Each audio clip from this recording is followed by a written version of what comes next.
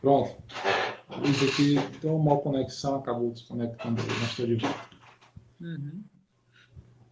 Só acho que o tempo é bem curto da live, é 1 hora, a gente só tem 1 hora de live, né? Seria bom a gente orar aí eu vou estar orando e depois eu passo a palavra para o Senhor.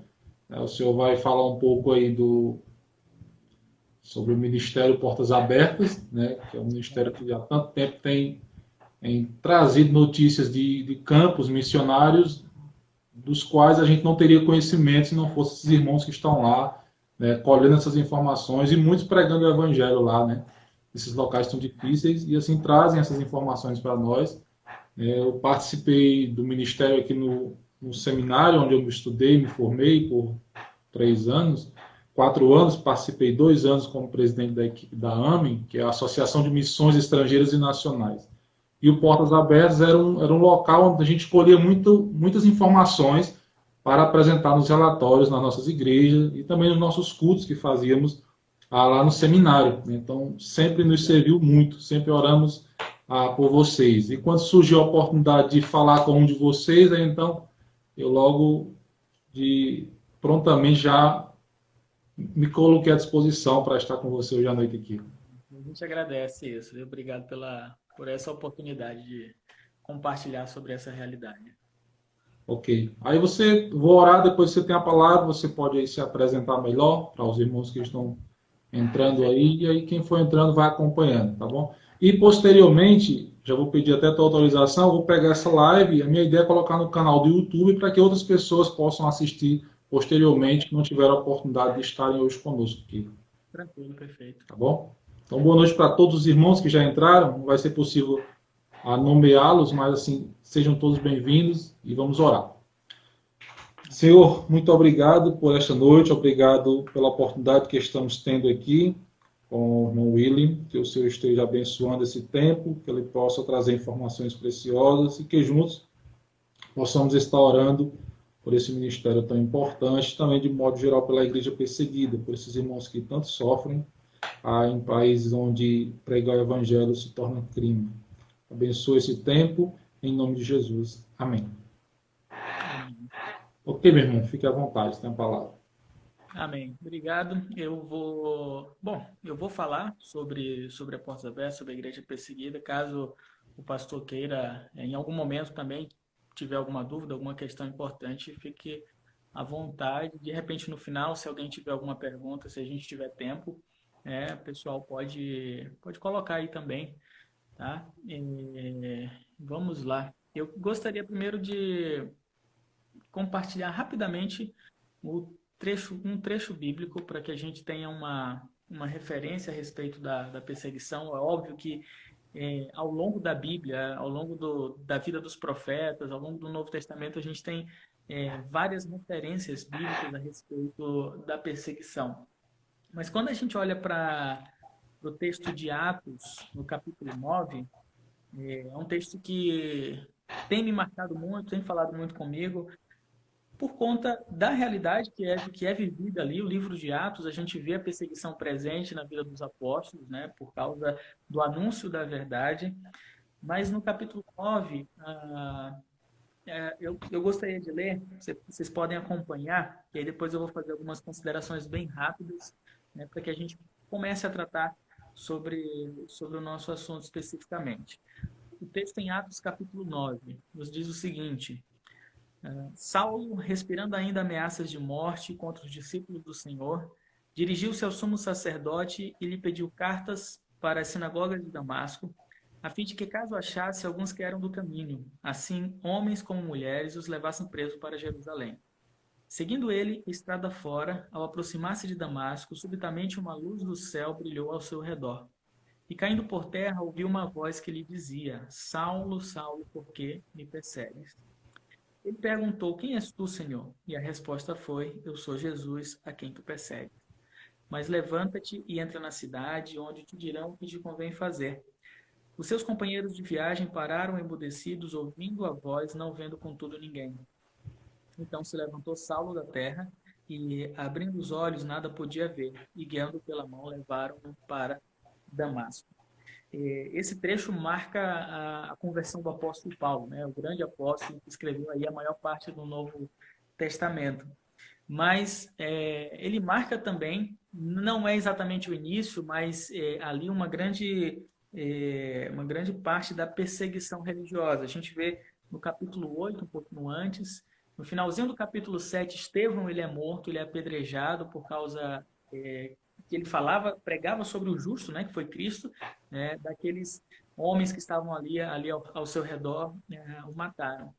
E agora, nesse momento, Saulo, né, observa aquela morte de Estevão, concorda com aquela morte e ele começa a pedir autorização. É aqui em Atos capítulo 9, ele busca autorização para perseguir a igreja de Jesus Cristo ali em Damasco. O texto nos diz que Saulo foi perseguir homens e mulheres, aqueles que eram do caminho. Só que logo na sequência, Jesus Cristo aparece para ele. Ele cai por terra e Jesus faz a pergunta para ele: Saulo, Saulo, por que me persegue? E quando a gente vê essa pergunta de Jesus Cristo e a gente vê o que o versículo anterior falou, que Saulo foi perseguir homens e mulheres, aqueles que eram do caminho. Mas Jesus Cristo faz a pergunta para Saulo: por que você me persegue? Jesus não pergunta para Saulo por que você persegue aqueles homens e mulheres do caminho, que eram do caminho, né? E por que Cristo toma isso para si? Por que Jesus pergunta a respeito de si? Por que você me persegue?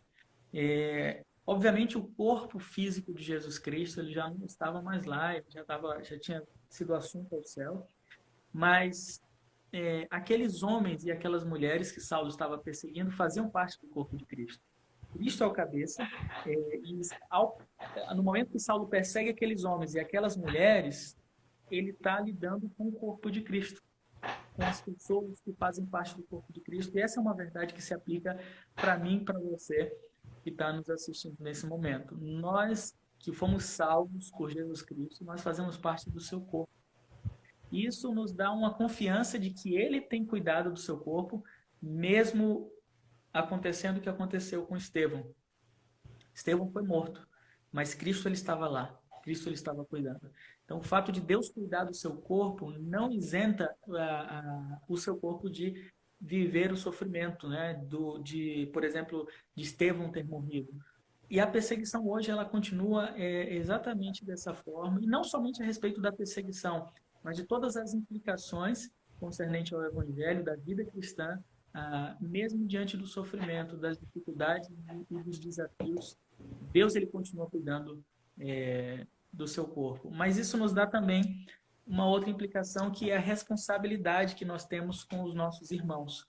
Nós temos uma grande responsabilidade com os nossos irmãos, porque somos parte desse corpo. A gente tem um cabeça que é Cristo, e Cristo está cuidando do seu corpo, mas como parte desse corpo a gente precisa cuidar uns dos outros, né? O próprio Paulo, já depois convertido e trabalhado pelo Senhor Jesus Cristo, diz em 1 Coríntios 12, 26, né, que se um membro do corpo sofre, todos sofrem. E essa perseguição que começou ali, naquele período, ela se estende em várias outras páginas do Novo Testamento. Obviamente a gente não tem tempo para explorar isso da maneira devida, mas a gente sabe, as páginas do Novo Testamento ela é recheada dessa situação de perseguição, não somente ali na vida do apóstolo Paulo, parte das suas cartas foram escritas sob situação de perseguição para cristãos que estavam vivendo aquilo naquele momento. E hoje, saindo daquela realidade, daquele contexto, na verdade, mas tratando da mesma realidade de perseguição por causa da fé, hoje mais de 260 milhões de cristãos são perseguidos ao redor do mundo. Mais de 260 milhões enfrentam algum tipo de perseguição por causa do Evangelho. E o motivo que nos faz nos conectar e ser um, que é Cristo, esse é o mesmo motivo pelo qual existe a perseguição hoje ao redor do mundo. E ela está presente hoje em mais de 60 países. No Portas Abertas, nós temos um mapa, que é a lista mundial da perseguição, que relata, que coloca um ranking dos 50 primeiros países onde seguir a Cristo pode custar a vida, é considerado um crime. Esses 50 primeiros países são relacionados ali, mas a perseguição ela é presente em muitos outros. Mais de 70 países existe perseguição religiosa hoje. e a Portas Abertas atua em cerca de 60 desses países. Nessa lista, você que está nos ouvindo pode procurar depois no nosso site, no site da Portas Abertas. Ah, esse mapa a gente vê que boa parte do globo, do mundo, né, tem ali as cores amarela, laranja, com os níveis de perseguição alta, severa e extrema. E a gente vê que boa parte dos países existe perseguição hoje, né? A gente olha o Brasil em perseguição, parte da América Latina, a gente vê os Estados Unidos, Europa, mas quando a gente olha para grandes países populosos como a China, como a Índia, como a Rússia, né, a região do Oriente Médio, do norte da África, Ásia Central, a perseguição está presente. E isso faz com que a maior parte dos cristãos estejam nesses países, enfrentam algum tipo de perseguição. Quando a gente olha a nossa realidade aqui no Brasil, a gente vê que nós fazemos parte de uma minoria, e uma minoria privilegiada. A gente tem um privilégio muito grande de poder cultuar a Deus livremente. E mesmo diante dessa situação, a gente pode se conectar aqui para falar sobre Jesus Cristo, para falar sobre o Evangelho, a gente pode testemunhar na nossa família, a gente pode postar mensagens, ligar e falar, mas isso não existe nesses países. Há uma restrição muito grande. Então, a perseguição ela é mais presente e mais real no mundo do que a liberdade que nós temos. Como a gente nasceu em um país livre, a nossa mente funciona dessa forma e a gente entende que a liberdade ela é real e acontece no mundo inteiro, mas não. Muitos irmãos nossos padecem perseguição, enfrentam sofrimento por causa desse evangelho. E quando eles olham para a Bíblia, a Bíblia fala sobre a perseguição. Jesus Cristo mesmo disse em Mateus no capítulo 10, quando ele seleciona aqueles 12, quando ele chama os 12 discípulos, né, ele dá autoridade, ele dá poder, em Mateus no capítulo 10 fala isso, e ele dá uma mensagem, né, a mensagem que eles deveriam pregar sobre arrependimento, né.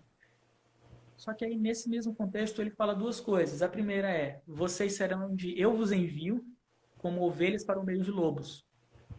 E a gente lembra, a gente sabe muito dessa passagem, né? Ele fala sobre ser prudente como uma serpente, né? Manso como uma pomba. Mas o fato de ser como ovelha no meio de lobo, no meio de lobos, na verdade, isso configura uma vida arriscada. Isso configura uma vida de perigo. E por que esse perigo que Jesus Cristo estava falando? Era o perigo justamente por causa da retaliação e da perseguição e da oposição do mundo ao Evangelho. Então, Jesus Cristo estava enviando os seus discípulos ali exatamente nesse contexto.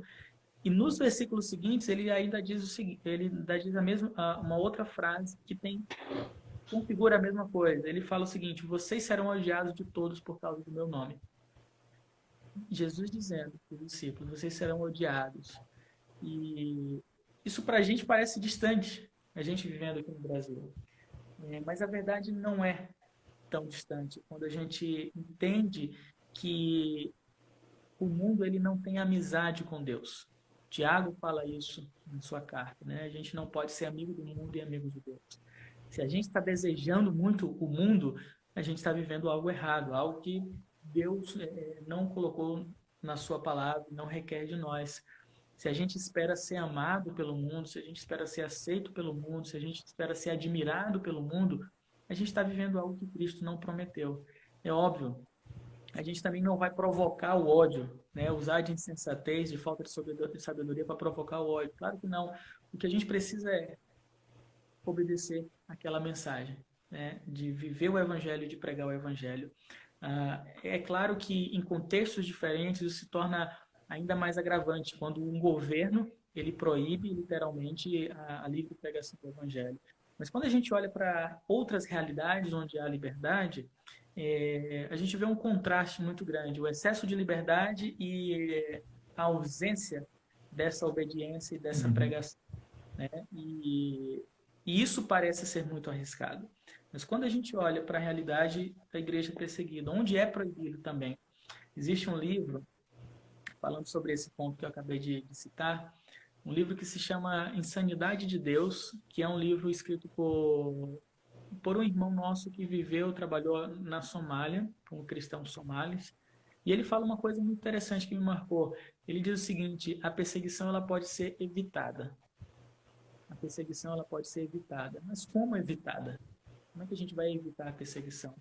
E ele diz: basta que os cristãos não obedeçam à palavra de Deus. Basta que os cristãos não vivam a palavra de Deus. E aí ela vai ser evitada. Ou seja, existe um preço muito maior, né? Que é o preço da Uhum. vida. E a gente tem que louvar a Deus, não obviamente pela perseguição, mas pelo posicionamento dos nossos irmãos, pela firme convicção dos nossos irmãos que, independente da situação, vivem o Evangelho e, como contrapartida, são perseguidos por causa desse Evangelho. Eu vou contar como isso acontece, mas eu quero, nesse momento, falar rapidamente como é que começou a história da Missão Portas Abertas, compartilhar qual o contexto, né, se iniciou essa organização. No ano de 1955, isso um pouco mais de 60 anos, o irmão André, um jovem holandês, ele foi chamado pelo Senhor para contrabandear Bíblias para países do leste europeu. E vocês devem lembrar que naquela época existia a União Soviética, né? O bloco comunista que governava, controlava aqueles países. E naquele contexto, a entrada de Bíblias era proibida. Não se podia entrar com Bíblias naqueles países da União Soviética. E aquele sistema perseguia, retalhava e proibia muitas ações dos cristãos. Os pastores, antes de pregarem os seus sermões, eles precisavam apresentar para algum oficial do governo e, se fosse aprovado, eles poderiam pregar. Muitas igrejas foram destruídas, muitos pastores foram presos, famílias foram desintegradas naquela época. Existiam os campos de trabalho forçados, onde muitos foram enviados naquele período. E foi exatamente nesse contexto dos países comunistas que o irmão André foi desafiado, foi chamado pelo Senhor para levar Bíblias para aqueles países. E sempre antes de entrar naqueles países, obviamente ele precisava passar pelas fronteiras, né, dos países, e os guardas soviéticos estavam lá para revistar o seu carro. E lembra, a Bíblia era um material proibido. E o chamado dele foi justamente para levar esse tipo de material. E ele fazia a seguinte oração sempre que ele estava para entrar naqueles países. Ele dizia o seguinte: Senhor Jesus, quando o Senhor estava na terra, o Senhor fez cego enxergar. Agora eu te peço que tampe os olhos daqueles que enxergam para que não vejam. Não me pergunte como, mas os soldados soviéticos abriam o Fusca, revistavam de ponta cabeça e o irmão André conseguia entrar. Ele sempre conseguiu entrar nesses países. E essa história é uma história bem conhecida. Ele escreveu um livro depois que se chama O Contrabandista de Deus. Esse livro aqui já tem muito tempo, era uma capa diferente, mas aqui nesse livro, O Contrabandista de Deus, ele compartilha como ele fazia isso, como ele entrava nesses países e a experiência que ele viveu ali durante aqueles anos. E o irmão André deu continuidade a esse trabalho, levando Bíblias para esses países. Mais para frente, um grande feito, né, aconteceu no ano de 1981. 1981, a Missão Portas Abertas levou numa única noite 1 milhão de Bíblias para a China comunista. 1 milhão de Bíblias entraram numa única noite num porto isolado da China e elas foram distribuídas rapidamente para aqueles irmãos. De uma forma muito simples se começou, né? Tomou proporções maiores, graças a Deus, o poder de Deus e o cuidado do Senhor. E o trabalho da Missão Portas Abertas há mais de 60 anos tem sido esse, de servir cristãos perseguidos ao redor do mundo. Esse é o foco do ministério, esse é o foco do nosso trabalho. Então, na prática, o que acontece? Nós vamos até esses cristãos que vivem sob perseguição para entender a sua realidade e para poder apoiá-los. Então, isso varia demais. Boa parte do nosso trabalho se dá com a distribuição de Bíblias, obviamente, apoio pós-trauma, ajuda socioeconômica, aconselhamento bíblico, treinamento para pastores e líderes, né, apoio com microcrédito. Muitos cristãos em muitos países acabam perdendo tudo, né, de seus negócios, da sua fonte de renda. Treinamento para mulheres, por exemplo, na Índia, mulheres que e a África, boa parte daqueles dos países ali da África também, onde os maridos são mortos e a mulher fica vulnerável, sem ter fonte de renda. Então, a Portas Abertas capacita essas mulheres, né, para que elas desempenhem alguma atividade onde possam obter recurso, e não se trata somente de uma capacitação. No período, durante o tempo de capacitação, essas mulheres são ministradas também, essas mulheres são aconselhadas, elas são encorajadas mutuamente. Então, é o trabalho de ir e entender a necessidade e ajudá-los, atender essas solicitações da igreja perseguida e ajudar da melhor maneira possível. Então, tem lugares que temos escolas, Instituto Bíblico, aqui na Colômbia tem um abrigo que cuida de crianças que são vítimas da guerrilha, Índia, em outros lugares, tanto escola como distribuição de material. Então, isso varia muito, mas o objetivo final é fazer com que esses irmãos sejam fortalecidos, sejam encorajados e com que eles entendam que eles não estão sozinhos. Por isso, a oração ela é muito importante. A sua oração, a oração que você que está ouvindo nesse momento, ela faz toda a diferença nesse trabalho. É óbvio que se precisa de recurso, é óbvio que se precisa de gente, mas Deus ele levanta tudo isso, né? Obviamente ele levanta aquelas pessoas também que vão orar como base de sustento desses ministérios. Mas quando a gente pergunta para esses irmãos, como é que nós podemos ajudar você, né? O que nós podemos fazer por vocês? A maioria deles, a primeira resposta vai ser: orem por nós. Orem por nós. Então, é óbvio que eles precisam de tantas outras coisas, mas eles sempre vão responder, em primeiro lugar, orem por nós. Então, é esse pedido que eu quero transmitir para vocês também. Ore por esses irmãos. Ore para que eles permaneçam firmes, para que eles sejam sustentados no Senhor e para que eles não desistam. E a partir da oração, você pode se envolver de muitas outras maneiras. Portas Abertas tem algumas campanhas de cartas, por exemplo. Você pode escrever uma carta para um cristão perseguido, para um cristão preso, para alguém que já esteve ou que está em prisão, ou que perdeu seu familiar por conta de ataques extremistas. Além de escrever cartas, você pode conhecer, pode visitar, viajar, encontrar um desses irmãos também. Pode compartilhar essa causa, pode doar para alguns dos projetos, ou compra de Bíblia, ou compra de material. Então, tem N maneiras de se envolver. Mas eu quero falar para você agora algumas histórias, algumas situações nesse contexto de perseguição que os nossos irmãos têm vivido. Para começar, eu quero falar sobre a África subsaariana, especialmente a Nigéria.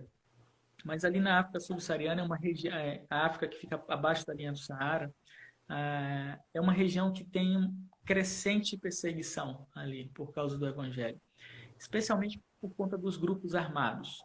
E aí eu cito os três principais, que é o Boko Haram. Todos vocês já devem ter ouvido falar desse grupo extremista. O Boko Haram é um grupo muçulmano extremista. Tem o Al-Shabaab, que é um outro grupo também, que atua especialmente na Somália. O grupo Seleka, que é um outro grupo também que ataca cristãos. E, enfim, são vários grupos com um objetivo similar. De maneira forçada, usando força, usando as suas armas, usando o seu poder, obrigar as pessoas a se converterem, né, ao islamismo. E os cristãos são o principal alvo desses grupos, porque, obviamente, eles sabem que os cristãos têm uma religião diferente e acreditam em um só Deus, né, e está ali diante do islamismo. E a ideia é obrigar esses cristãos a se converterem, ou alguns a retornarem à sua antiga fé. E na Nigéria, eu quero contar a história de uma das irmãs nossa, a irmã Ana. Esse não é o nome real dela, mas a irmã Ana, ela é uma nigeriana, vive no norte da Nigéria, uma região que a perseguição é maior ainda no norte da Nigéria. E a Ana, na comunidade onde ela vivia, né, de cristãos, O Boko Haram ele invade e domina várias comunidades para que, não somente perseguindo os cristãos, mas também para dominar terras, para ter mais poder. E eles começaram a invadir várias comunidades em direção à comunidade daquela mulher. O marido dela não estava em casa, ele havia saído, e só que ele conseguiu avisar, informar ela. E ela saiu, encontrou com seu marido e fugiu para o outro lado. O Boko Haram vinha numa direção e eles fugiram numa direção oposta. E ao se distanciar, ela avista vários homens do exército fortemente armados. Então ela respira fundo, fica aliviada, né? Porque se o Boko Haram vinha de um lado, o exército estava de outro para protegê-la. E ao chegar mais perto daqueles homens, o marido desceu ali do carro, eles mandaram descer, e o marido dela percebeu que não era o exército, era justamente o Boko Haram que estava ali naquela outra posição. Fizeram uma emboscada, né? Não só para ele, mas para todo mundo que estava tentando fugir. E mandaram o marido e a mulher descer do carro. Eles desceram, ficaram ali diante daqueles soldados, e aí um dos soldados fez a seguinte pergunta para o marido dela, para o marido da irmã Ana. Ele perguntou: você é muçulmano ou você é infiel? Ele fez essa pergunta. E o marido dela respondeu: eu não sou muçulmano e não sou infiel, eu sou cristão. E ele foi morto. Exatamente depois de responder, aqueles homens mataram o marido da irmã. E ela conta que ficou desesperada, sem sentido, né, naquele momento. Só que chamaram ela e fizeram exatamente a mesma pergunta para ela: você é muçulmana ou você é infiel? Obviamente, ela sabia o que aqueles homens queriam, né? E a gente pode pensar, se ela respondesse que era muçulmana, ia ficar tudo bem com ela, né? Tudo ia passar, não ia acontecer nada. Mas ela respondeu exatamente a mesma coisa do seu marido: não sou muçulmana e não sou infiel, eu sou cristã. Ela conta que nesse momento ela fez uma oração dizendo o seguinte: Jesus, obrigado porque hoje eu vou te encontrar. Ela sabia que iria acontecer com ela, que ela iria enfrentar a morte, só que ela não morreu. Não morreu naquele momento. Mandaram parar tudo que estava acontecendo ali. Tiraram todas as coisas do carro dela e ela fugiu. Ao chegar do outro lado da fronteira, depois de um tempo, ela encontra os seus filhos. E os filhos fazem a pergunta. A primeira pergunta é: cadê o nosso pai? Pergunta pelo pai, ali naquela situação, ao encontrar a mãe. Então, imagina a dor de uma mulher dessa. Imagina o trauma que uma mulher dessa vive. E tudo isso simplesmente por causa do nome de Cristo. Se ele respondesse que era muçulmano, se ele negasse a sua fé ou inventasse qualquer outra coisa, as coisas poderiam ter sido diferentes. Mas a alegria dessa mulher é a certeza de que um dia ela vai encontrar o seu marido, de que ele está no céu, num lugar muito melhor, obviamente, e ela tem exatamente essa esperança. Mas naquele momento ela ficou muito impactada, muito chocada, muito desesperada. E a Portas Abertas foi até ela para ajudá-la, para poder dar ajuda pós-trauma, aconselhamento bíblico e tudo que ela precisasse ali para permanecer firme e ser restaurada. Uma mulher cheia de fé e uma mulher restaurada. Graças a Deus, essa mulher voltou a sorrir, voltou a se alegrar. Hoje, ela é uma das mulheres que ajuda outras mulheres que passam por situações semelhantes ali naquele país. O nosso trabalho é justamente ir e fortalecer esses irmãos, apoiar esses irmãos, para que eles sejam renovados, né? Para que a fé daquelas pessoas seja fortalecida.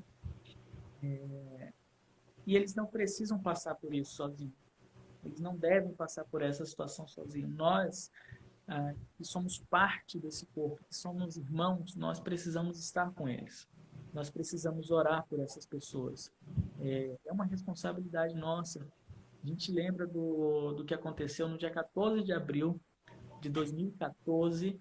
276 meninas foram sequestradas no Chibok, no estado da Nigéria. Foram sequestradas pelo Boko Haram. E eram cristãs. Essas garotas eram cristãs. E elas foram sequestradas. São essas, pastor, só interrompendo, são essas que ainda estão, que não foram encontradas ainda, são essas? Algumas delas foram resgatadas, né? De 2014 para cá, né? Fez agora em abril mesmo 6 anos, exatamente 6 anos que isso aconteceu. Então, nesse processo, algumas foram resgatadas, né, com apoio do governo de resgate. Outras fugiram. Poucas dessas meninas conseguiram fugir, mas o, o que dói é que algumas delas fugiram grávidas e outras fugiram com um bebê de colo desses homens. Hoje, 112 garotas ainda estão presas. Ou presas ou não sabem o que aconteceu, mas ainda não foram resgatadas. 112 garotas. E naquela época houve um movimento muito grande de gente compartilhando, né, informando, graças a Deus por isso. Só que ao passar do tempo, né, às vezes as pessoas esquecem. E isso é muito comum. Só que quando a gente olha para aqueles pais, viu, pastor, ouve as suas histórias, ouve a sua situação, aqueles pais, eles não esquecem, obviamente. Todos os dias eles esperam o retorno dessas meninas. Eles esperam ansiosamente. Mas infelizmente a gente já teve que ouvir, né, um dos pais compartilhando que todos os dias ele com outros filhos e todos os dias os seus outros filhos perguntavam quando a nossa irmã vai voltar. Então imagina a dor de um pai como esse, né, de uma mãe, de irmãos como esse. E nós estamos aqui para fortalecer esses irmãos, para ser um com eles, para encorajá-los, mesmo que a gente não vá, mas meus irmãos, saiba que a sua oração ela faz diferença na vida dessas pessoas.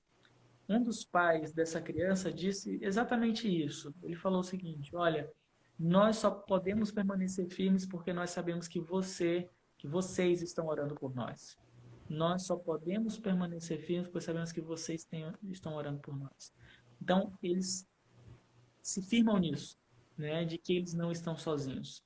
E eles realmente não estão. Então, meu convite é para que você faça parte disso.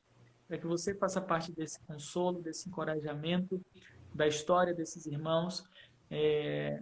A gente já teve muita gente a oportunidade de escrever cartas para um desses irmãos que estavam presos e poder encontrá-lo pessoalmente, né? Orar por esses irmãos e poder abraçá-lo depois. Outros não, outros nunca tiveram, nunca vão ter essa oportunidade, mas o que a gente não pode deixar de fazer é orar por essas vidas, né? Orar por esses irmãos. São 6 anos que se passaram e aí tem tantas outras histórias, tantas outras situações de questões como essa. A Portas Abertas ela criou um projeto lá nessa região, um centro de pós-trauma, né, que é um centro de aconselhamento bíblico, um centro de ajuda para esses pais, homens e mulheres que enfrentaram toda essa dificuldade. E pastor Sérgio, um desses homens, um dos pais que tiveram suas filhas sequestradas, ele falou o seguinte: ele disse, eu perdoo aqueles homens que fizeram isso com minha filha. Eu perdoo aqueles homens.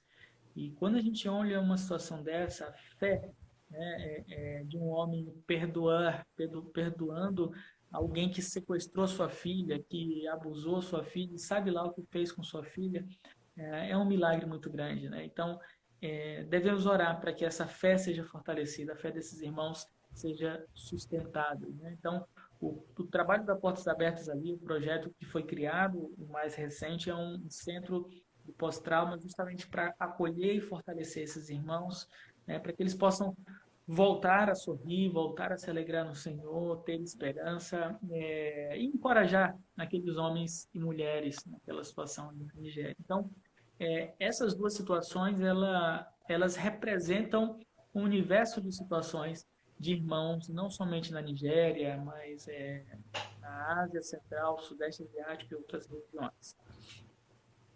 Existe uma outra história que eu vou compartilhar com os irmãos de um desses países também, onde há restrição.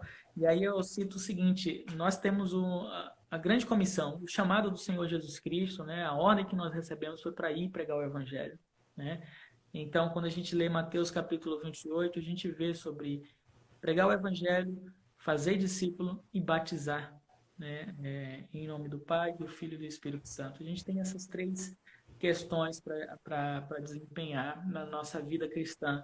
Quando a gente olha para essa situação dos irmãos cristãos perseguidos, em muitos países, essas três ações, essas três chamadas e responsabilidades que a gente tem, são considerados crimes. Então, tem país onde, obviamente, a pregação do evangelho, o discipulado e o batismo de pessoas são considerados crimes, né? Então, como viver a grande comissão num contexto como esse, numa situação como essa, né?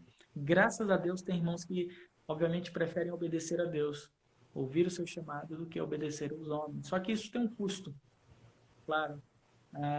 Mas também tem muitos milagres que acontecem.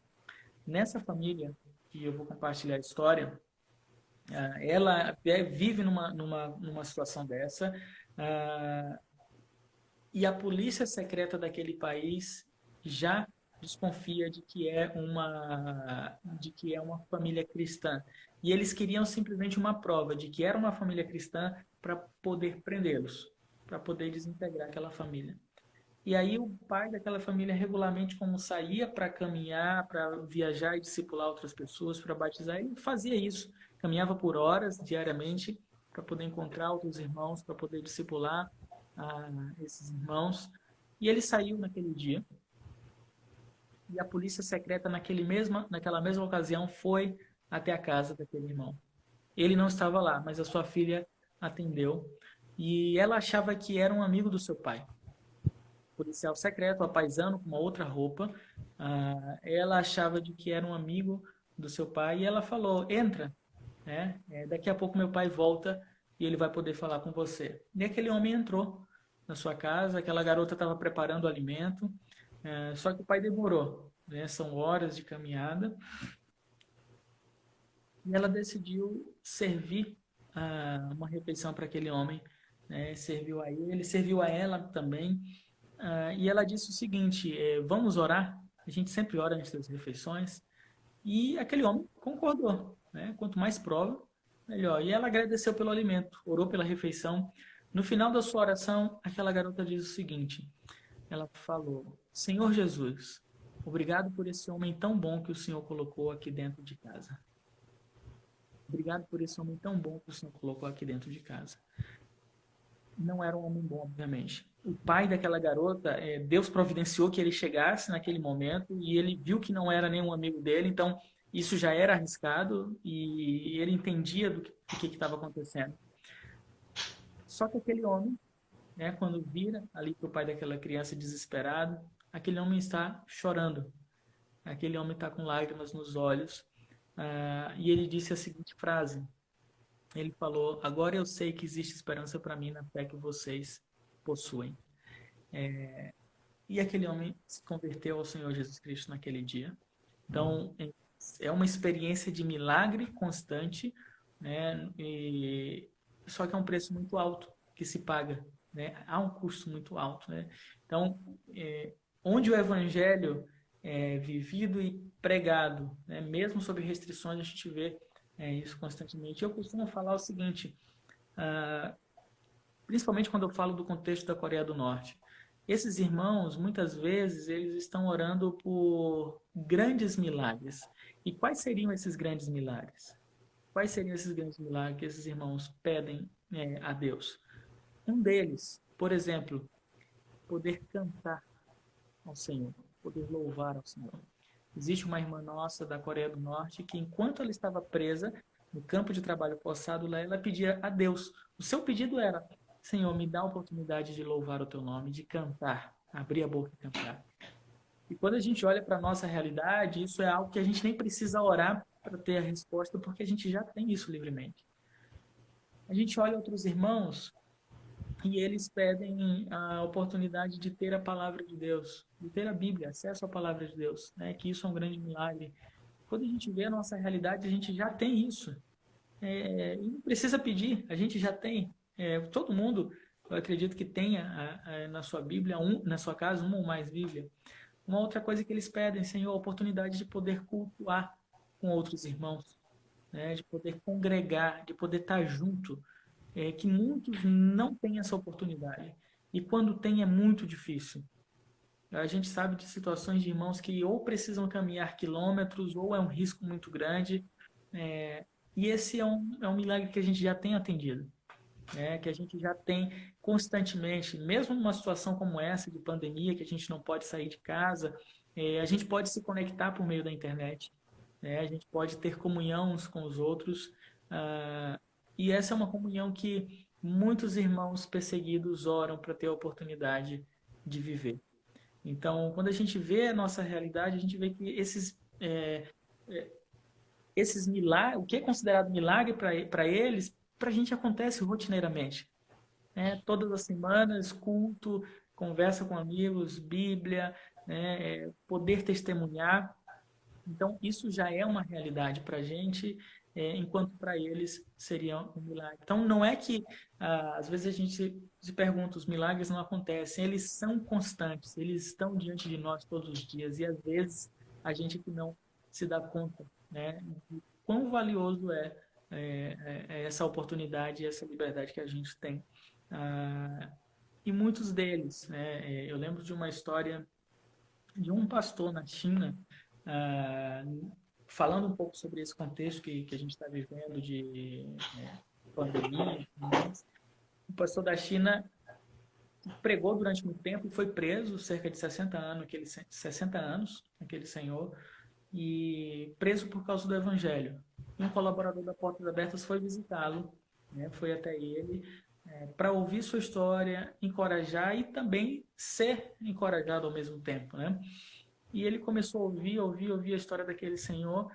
E aquele colaborador, né, como se fosse eu e você, ouvindo aquela história, ele começou a ficar frustrado, porque ele não conseguia fazer nenhuma conexão, nenhum link com a sua vida. Ele vivia em um país livre.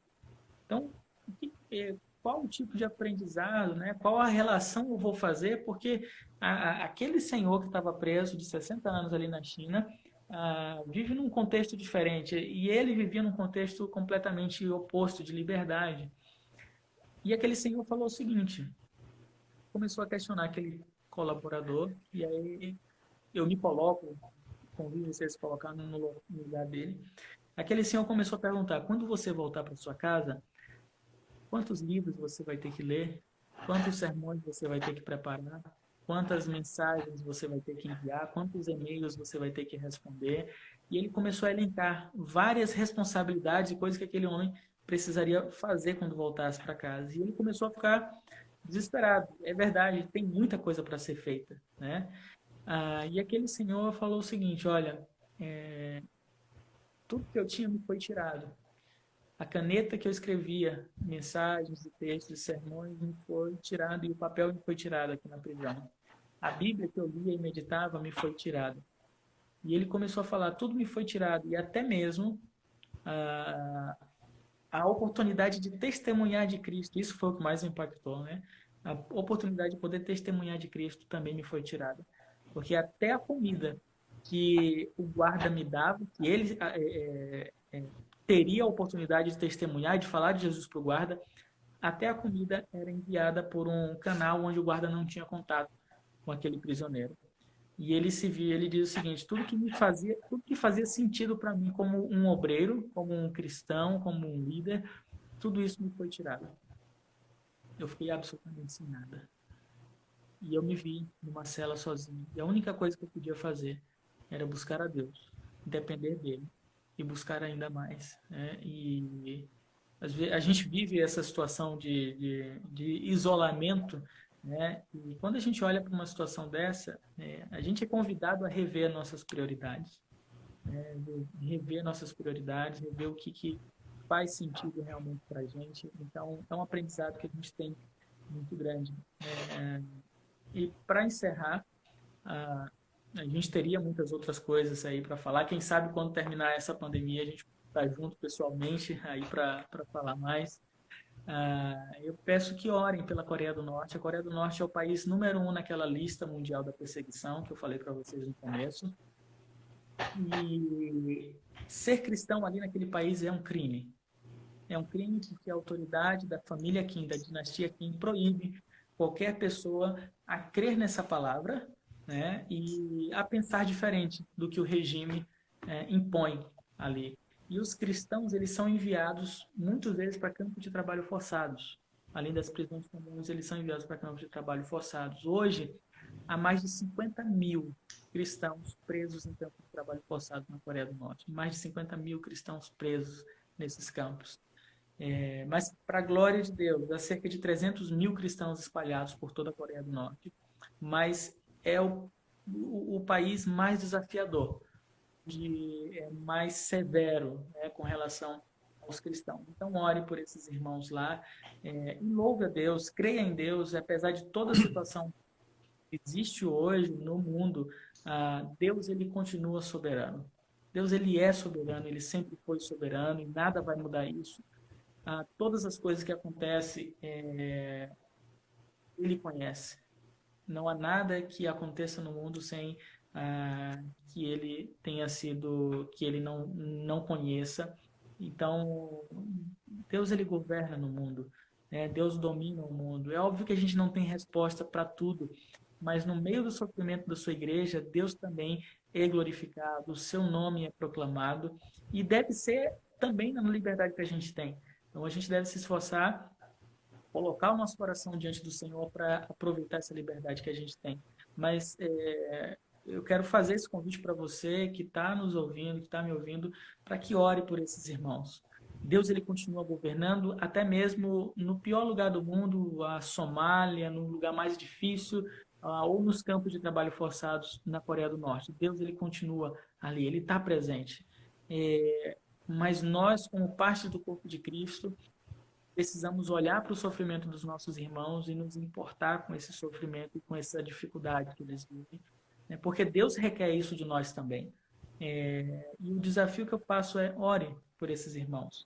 E eu quero fazer um convite também para você, que você ore, mas ore com conhecimento, ore com propriedade, ore conhecendo a realidade desses irmãos. A Missão Portas Abertas, ela tem uma revista mensal, que é essa revista aqui. É uma revista que traz várias informações e toda a revista dela, da missão, ela traz no finalzinho um boletim de oração, que é um pedido de oração por dia para cada um país ou um dos irmãos.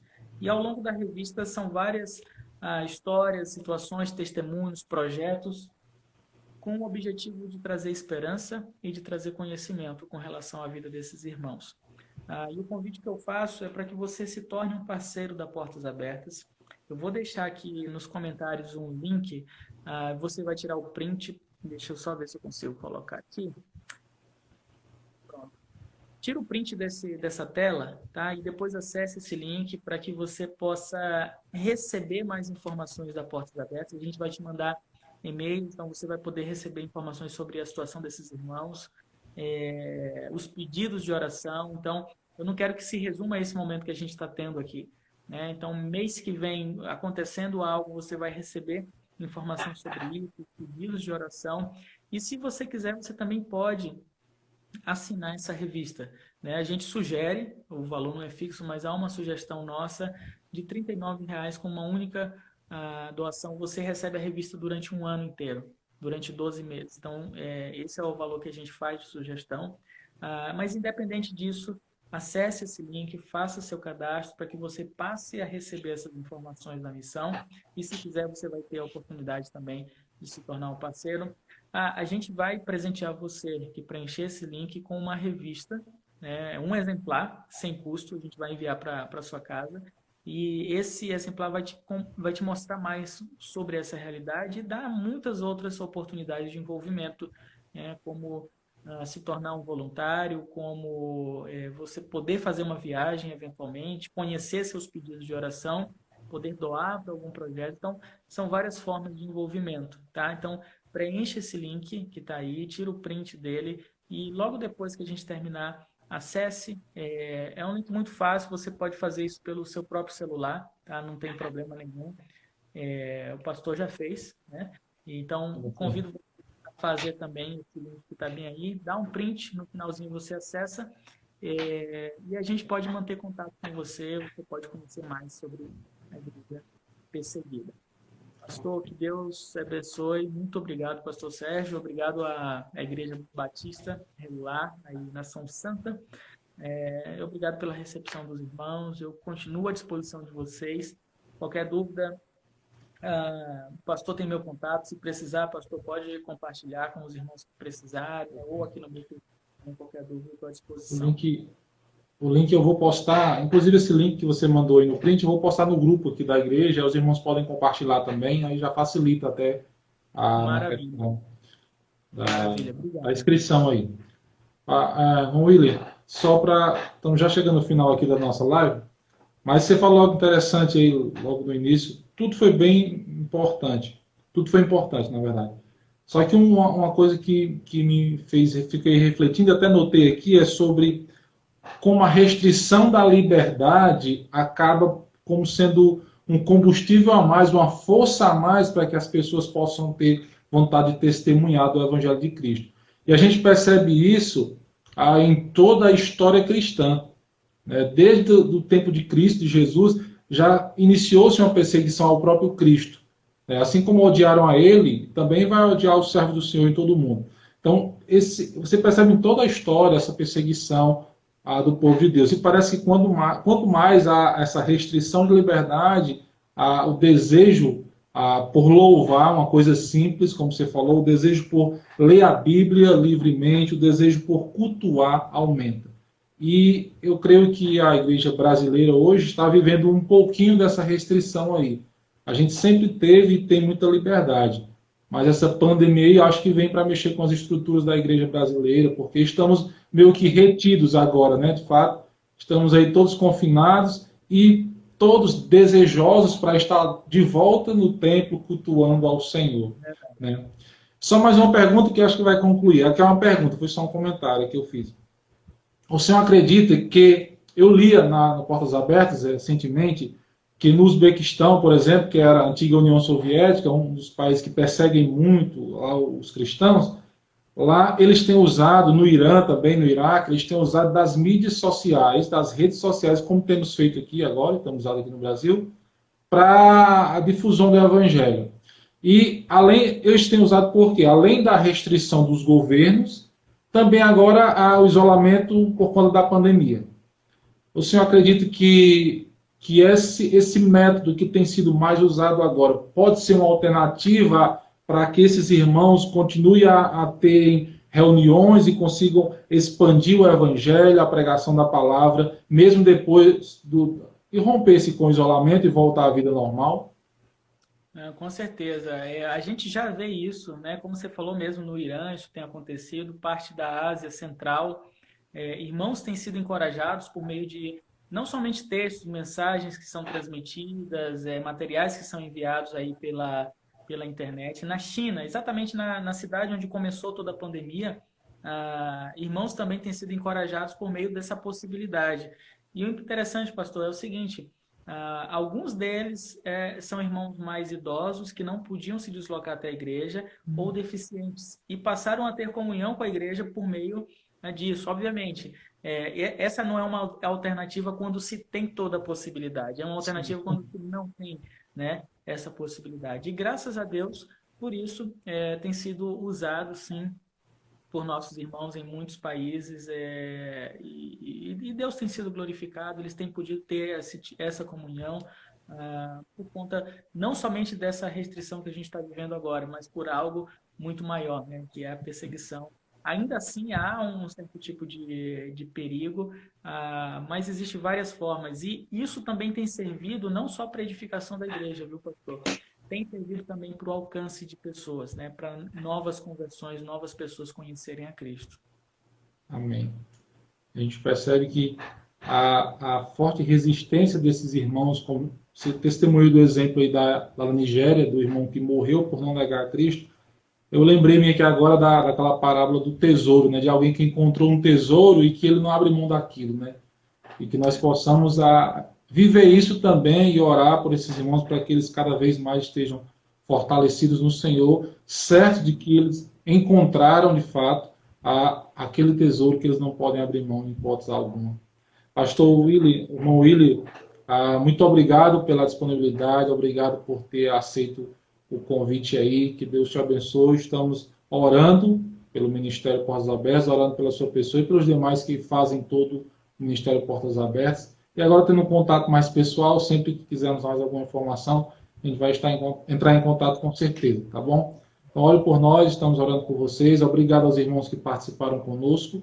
Eu vou estar postando no grupo da nossa igreja o link para, assim, podermos se inscreverem, aqueles que quiserem. E aí também os irmãos podem compartilhar com os seus grupos de amigos, de WhatsApp, e aí fiquem à vontade, tá bom? Deus te abençoe. Muito obrigado e uma boa noite para cada um que entrou. Fiquem com Deus. E até a próxima oportunidade, se assim o Senhor nos permitir. Tá bom? Amém. Até mais, irmão. Tchau. Até mais.